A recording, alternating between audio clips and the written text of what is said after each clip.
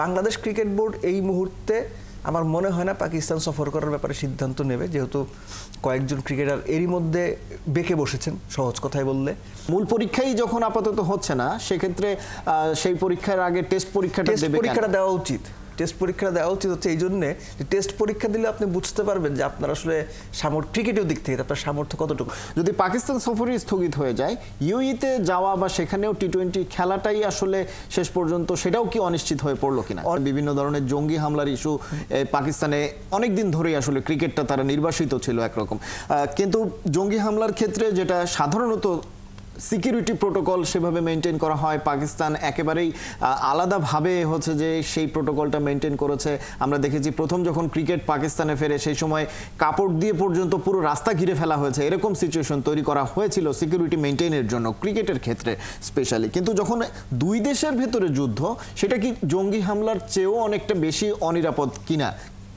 অবশ্যই অনিরাপদ, কয়েক গুণ বেশি অনিরাপদ।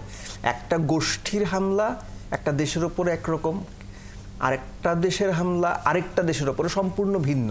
সো ওইটার চাইতে বড় ইস্যু হচ্ছে যে বাংলাদেশের ক্রিকেটটা, কারণ ভারত পাকিস্তান যুদ্ধ এটা নিয়ে আপনার আমার যতটুকু কনসার্ন, তার চাইতে প্রবাবলি বেশি কনসার্ন হচ্ছে আমাদের যে চারজন ক্রিকেট সংশ্লিষ্ট, যেহেতু আমরা স্পোর্টস শোতে আলোচনা করছি, তাদের বোধহয় নিরাপত্তা বা তারা সহজে দেশে আসতে পারবে কিনা, এটাই বোধহয় আমাদের মূল চিন্তার জায়গা, দুশ্চিন্তার জায়গা, ভাবনার জায়গা। সো যেটা বলছিলাম আমি, যে বাংলাদেশ ক্রিকেট বোর্ড এই মুহূর্তে আমার মনে হয় না পাকিস্তান সফর করার ব্যাপারে সিদ্ধান্ত নেবে, যেহেতু কয়েকজন ক্রিকেটার এরই মধ্যে বেঁকে বসেছেন, সহজ কথায় বললে।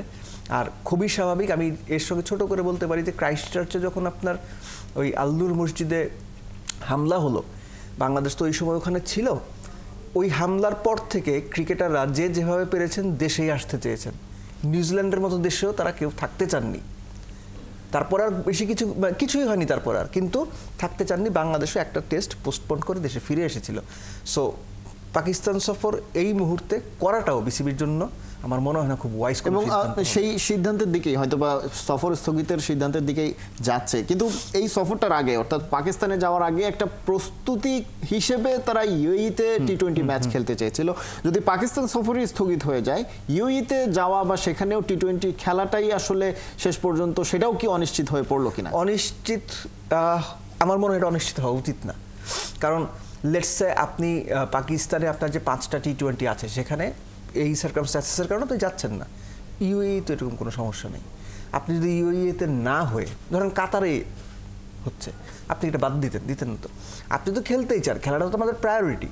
সো এই সিচুয়েশনে ইউএইতে গিয়ে শারজাতে খেলা, যে 17 এবং 19 তারিখ বোধ হয়, এই 2 ম্যাচে অ্যাটেন্ড করাটা আমার মনে হয় যে এই মুহূর্তে বাংলাদেশের জন্য গুরুত্বপূর্ণ।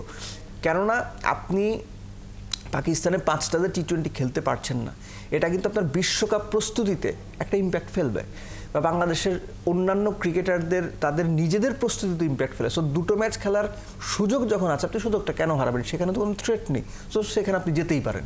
না, যেটা জানতে চাচ্ছিলাম যে ইউএইতে বাংলাদেশ দল যেতেই চাইছিল প্রস্তুতির অংশ হিসেবে, তো মূল পরীক্ষাই যখন আপাতত হচ্ছে না, সেক্ষেত্রে সেই পরীক্ষার আগে টেস্ট পরীক্ষাটা দেওয়া উচিত। টেস্ট পরীক্ষা দেওয়া উচিত হচ্ছে এই জন্যে যে টেস্ট পরীক্ষা দিলে আপনি বুঝতে পারবেন যে আপনার আসলে ক্রিকেটের দিক থেকে আপনার সামর্থ্য কতটুকু। এর আগে ইউএইর সঙ্গে যখন আমাদের খেলা হয়েছে, আমরা কিন্তু খুব সহজে জিতিনি। আর আমাদের টি-20 ক্যাপ্টেন নতুন ফুল টাইম ক্যাপ্টেন হয়েছেন। আমাদের টিমটা একটা রিবিল্ডিং প্রসেসের মধ্যে দিয়ে যাচ্ছে বলে আপাত দৃষ্টিতে মনে হচ্ছে। রিবিল্ডিং প্রসেস মানে প্লেয়ারের কথা বলছি না, টি-20 চিন্তার দিক থেকে। তো সুযোগ যখন আছে, আপনি কেন বাদ দেবেন? পরবর্তীতে আবার যখন কোনো ফাইনাল পরীক্ষা আসবে, পরীক্ষায় বসবেন, তার আগে টেস্ট পরীক্ষা দিয়ে নিজেদেরকে একটু প্রিপেয়ার করে রাখা আমার মনে হয় যে এটা মন্দের ভালো।